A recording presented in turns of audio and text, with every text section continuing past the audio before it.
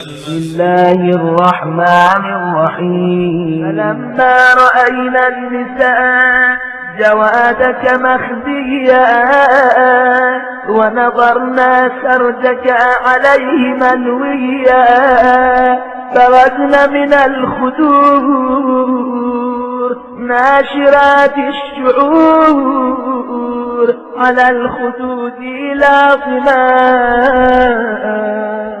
الوجوه سافرا وبالعويل داعيا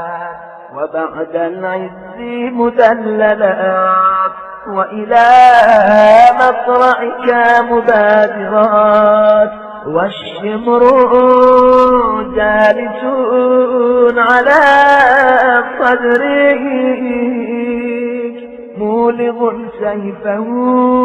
على نحره قابض على شيبة كافيته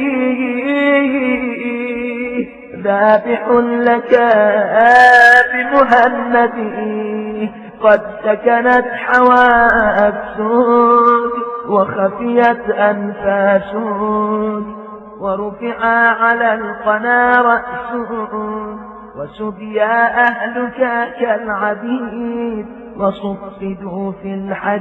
الحديد فوق أقتاب المطيات تلفح وجوههم حر الهاجرات يساقون في البراري والفلوات أيديهم مغلولة إلى الأعناق يطاف بهم في الأسواق الويل للعصاة الفساق لقد قتلوا بقتلك الإسلام وعطلوا الصلاة والصيام ونقضوا السنن والأحكام وهدموا قواعد الإيمان وحرقوا آيات القرآن وهمجوا في البغي والعدوان لقد أصبح رسول الله صلى الله عليه وآله من أجلك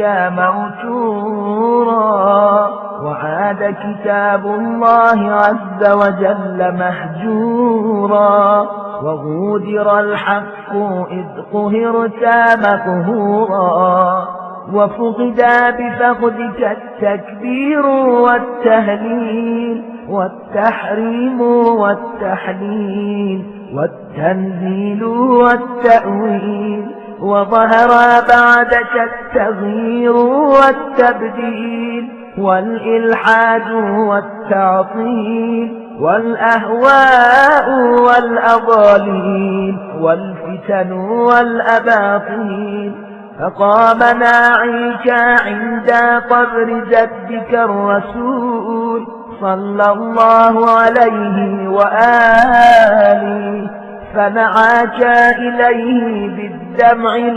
الهطول قائلا يا رسول الله قتلا صدقك وفتاك واستبيح أهلك وحماك وسبيت بعدك ذراريك ووقع المحذور بحكرتك وذويك فانزعج